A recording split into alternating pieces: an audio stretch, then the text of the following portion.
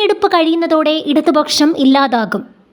രാഹുൽ ഗാന്ധി. ഇടതുമുന്നണിയെയും കേന്ദ്ര സർക്കാരിനെയും രൂക്ഷമായി വിമർശിച്ച് കോൺഗ്രസ് നേതാവ് രാഹുൽ ഗാന്ധി.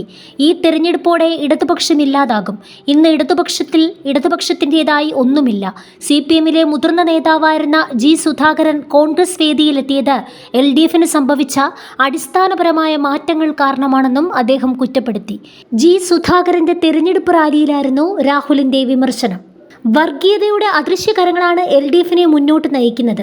ഇത് രാജ്യത്തെ വിഭജിക്കുന്നതിനും വിദ്വേഷം പരത്തുന്നതിനും കാരണമാകും.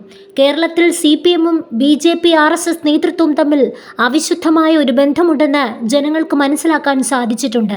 ഇടതുമുന്നണിയിലെ പല നേതാക്കളും ഈ യാഥാർത്ഥ്യം തിരിച്ചറിയുന്നുണ്ട്. മുമ്പ് LDF ചില ആശയങ്ങൾക്കായി നിലകൊണ്ടിരുന്നു. ഇപ്പോൾ അവർ ആ ആശയങ്ങളിൽ നിന്ന് വ്യതിചലിച്ചു. അദാനിയുടെ കോർപ്പറേറ്റ് ഘടനയ്ക്ക് BJPയുമായും പ്രധാനമന്ത്രിയുമായും അടുത്ത ബന്ധമുണ്ട്. എപ്സ്റ്റീൻ ഫയലിൽ നരേന്ദ്രമോദിയുടെ ക്യാബിനറ്റിലെ മന്ത്രിമാരുടെ പേരുകളുണ്ട്. അമേരിക്കൻ പ്രസിഡന്റ് ഡൊണാൾഡ് ട്രംപിന് പ്രധാനമന്ത്രിയുടെ പ്രതിച്ഛായ നശിപ്പിക്കാനുള്ള വിവരങ്ങൾ അറിയാം. അതിനാൽ നരേന്ദ്രമോദിയെ ഡൊണാൾഡ് ട്രംപ് പറയുന്നത് പോലെ പ്രവർത്തിക്കും. ഇത് രാജ്യത്തെ കർഷകരെയും ഊർജ്ജ സുരക്ഷയെയും ദോഷകരമായി ബാധിക്കും. BJPയും നരേന്ദ്രമോദിയും എന്നെയും കോൺഗ്രസിനെയും വേട്ടയാടുകയാണ്. RSSനെ എതിർക്കുന്ന എൻ്റെ പേരിൽ 38 കേസുകളാണുള്ളത്. എന്തുകൊണ്ടാണ് കേരള മുഖ്യമന്ത്രിയെ തൊടാത്തത്? അയ്യപ്പൻ്റെ സ്വർണമാണ് ഇവിടെ കവർന്നത്.